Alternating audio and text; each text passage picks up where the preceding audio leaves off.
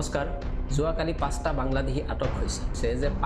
পাঁচটা বাংলাদেশী উভতাই পঠাইছে 5টা বাংলাদেশী ধৰা পৰিছে যেতিয়া মুছলমানক গালি পাৰিব লগা হয় নিৰ্বাচনী ভাষণসমূহত মুছলমানৰ প্ৰসংগ উল্লেখ কৰিব লগা হয় তেতিয়া গোটেই অসমৰ মুছলমানকে বাংলাদেশীৰ আখ্যাৰে আখ্যায়িত কৰা হয় এক প্ৰকাৰ গালি পাৰা হয় এই মুছলমানসকলক কিন্তু বাস্তৱত কি দেখা যায় বাংলাদেশী কেইগৰাকী আছে কেইজন বাংলাদেশী আছে অসমত আজি 5জন বাংলাদেশীক তেওঁলোকে উভতাই পঠাইছে কিন্তু ভাষণত তেওঁলোকে কেনেদৰে কয় দুদিন পিছে অসমত এগৰাকী নেতাৰ আগমন ঘটে আৰু সেই নেতাগৰাকী হৈছে প্ৰবীণ টুগাৰীয়া বিশ্ব হিন্দু পৰিষদৰ এই প্ৰবীণ টুগাৰীয়াই দুদিন পিছে আহি কেইটামান সাম্প্ৰদায়িক কথা বতৰা অসমত প্ৰকাশ কৰি থৈ যায় এইগৰাকী প্ৰবীণ টুগাৰীয়াই এটা সময়ত কৈছিলে যে মুছলমানৰ নাগৰিকত্ব প্ৰমাণ কৰিবলৈ তেওঁলোকৰ DNA টেষ্ট কৰা হওক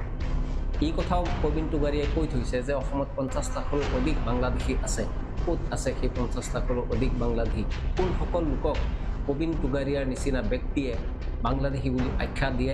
আৰু সেই সকলৰ সুৰত সুৰ মিলাই বিজেপিৰ নেতাসকলেও একেধৰণৰ মন্তব্য প্ৰকাশ কৰে যদি প্ৰবীণ টুগাৰীয়াই কোৱা মতেই অসমত বাংলাদেশী 50 লাখ থাকিলে হয় আৰু সেই গোটেই বাংলাদেশী মুছলমান হ'লে হয় তেনেহ'লে আপোনালোকে ভাবেনে যে প্ৰধানমন্ত্ৰী নৰেন্দ্ৰ মোদী আৰু অমিত শ্বাহৰ নিচিনা নেতা হাতে হাত ধৰি বহি আছে তেওঁলোকে সেই বাংলাদেশীবিলাকক আঁতৰাবলৈ চেষ্টা নকৰিলে হয়নে এই প্ৰশ্নটো কেতিয়াবা আমাৰ মনত উত্থাপন হৈছেনে যে বিশ্বগুৰু বুলি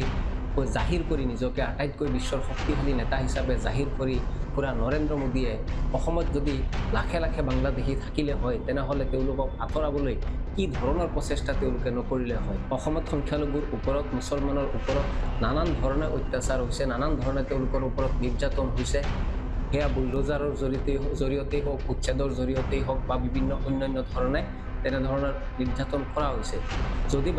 বাংলাদেশী অসমত থাকিলে হয় তেনেহ'লে নৰেন্দ্ৰ মোদী আৰু অমিত শ্বাহে হিমন্ত বিশ্বৰে মিলি সেই বাংলাদেশীসকলক আঁতৰাই পঠালে হয় ইয়াৰ প্ৰমাণ আৰু বেলেগকৈ দিব লাগিব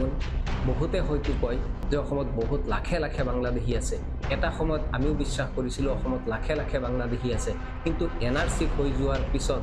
NRC যি কঠিন পৰীক্ষা আছিলে অগ্নি পৰীক্ষা আছিলে মুছলমানসকলে যিদৰে NRCৰ কঠিন পৰীক্ষা দিলে আৰু দিয়াৰ পিছত যিটো ৰিপৰ্ট ওলাল তাত কিমান লাখ বাংলাদেশী ওলাল আৰু কিমান লাখ মুছলমান বাংলাদেশী বুলি চিনাক্ত হ'ল গতিকে বাংলাদেশীৰ নাটকখন বহুত হৈ গ'ল অসমৰ নেতাসকলৰ অসমৰ খিলঞ্জীয়া লোকসকলক আভুৱা ভাৰিবলৈ অসমৰ অসমীয়া খিলঞ্জীয়া লোকসকলক ঠগিবলৈ এই বাংলাদেশীৰ ৰূপটো তেওঁলোকে বাৰে বাৰে উলিয়াই লৈ আহে আৰু নিজৰ যি তেওঁলোকৰ ৰাজনৈতিক অভিপ্ৰায় সেয়া তেওঁলোকে পূৰণ কৰি আছে আমি অতি সোনকালে এই কথাষাৰ উপলব্ধি কৰি লোৱাটো ভাল